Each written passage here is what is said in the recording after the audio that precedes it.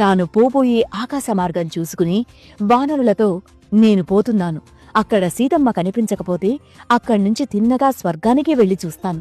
అక్కడ కూడా సీతమ్మ కనపడకపోయిందో తిరిగి లంకకు వచ్చి రావణుణ్ణి బంధించి తెస్తాను, లేదా రావణుడితో సహా లంకనే తెస్తాను అన్నాడు.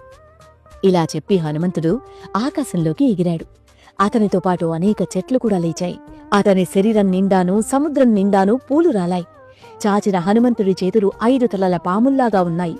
అతని కళ్ళు సూర్యచంద్రులు ఒకేసారి ఉదయించినట్టుగా ఉన్నాయి. అతని తోక నిటారుగా పైకి లేచి ఉన్నది. హనుమంతుడు అతివేగంగా పోతుంటే అతని చేతుల కిందుగా గాలి చేసే ధ్వని మేఘ గర్జనలాగా ఉన్నది.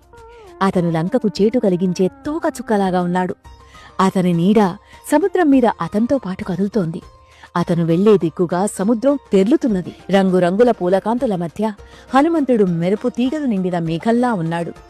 రాలిన పూలతో నిండిన సముద్రం తారాతోరణాలంకృత గగనవీధిలా, బారసాచిన చేతులు 5 పడగల పాముల్లా ఉన్నాయి. చూస్తుంటే ఆ మహాకవి ఆకాశాన్ని కబళించి సాగరాన్ని ఔపోసనం పట్టేలా ఉన్నాడు. ఎరుపెక్కిన కన్నులు పర్వతం మీద అగ్ని గోళాల్లా ఉన్నాయి. ఆ కన్నులు ఉదయించే సమయంలో చంద్ర సూర్య బింబాలలా కనిపిస్తున్నాయి. ఎరుపెక్కిన ముఖం, మరింత ఎర్రని వదనం సంధ్యారాగరంజితమైన సూర్యమండలమేమో అనిపిస్తోంది. ఆ వాలం ఇంద్రధ్వజంలా ఉంది. అప్పుడప్పుడు ఆయన తోక వలయాకృతిలోకి వచ్చి చుట్టూ గుడి కట్టిన సూర్యునిలా తోపింపజేస్తోంది. తోక పైకి లేచినప్పుడు ఆ ఎరుపు చూస్తే హనుమంతుని దేహం పెళ్లగించిన జేగురురాతి పర్వతంలా ఉంది. కదులుతున్నప్పుడు చలించే గాలి ఉరుముల ధ్వనితో వీస్తున్నది. వాలం నిటారుగా వచ్చినప్పుడు పొడుగైన తోకచుక్కలా ఉన్నాడు. మధ్యగా వచ్చి వాలిన తోకతో ఆయన దీర్ఘరజ్జు బంధితమైన మత్తేభంలా భాసిస్తున్నాడు. వాయువశమైన పెద్ద నౌకలా సాగుతున్నాడు. ఆయన ముందుకు సాగుతుంటే ఆ వాయువేగానికి సముద్రం అల్లకల్లోలమవుతున్నది. సాగరంలోని సర్పాలకు ఆకాశంలోని హనుమంతుడు గరుత్మంతుడేమో అనిపించింది.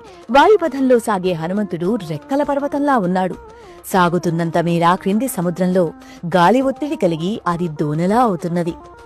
మేఘమండలంలో చంద్రునిలా సాగుతున్నాడు. దారికి అడ్డువచ్చి చెల్లాచెదరైన మేఘాలు రకరకాల కాంతులీనుతున్నాయి. హనుమంతుని తీవ్రగమనాన్ని తిలకించి దేవగంధర్వగణాలు పూలవాన కులిపించాయి. ప్రయాణంలో వాయువు సహకరించాడు. సూర్యుడు చల్లచల్లగా అవుతున్నాడు. గగన సంచారులెందరో ప్రశంసావర్షం కురిపించారు.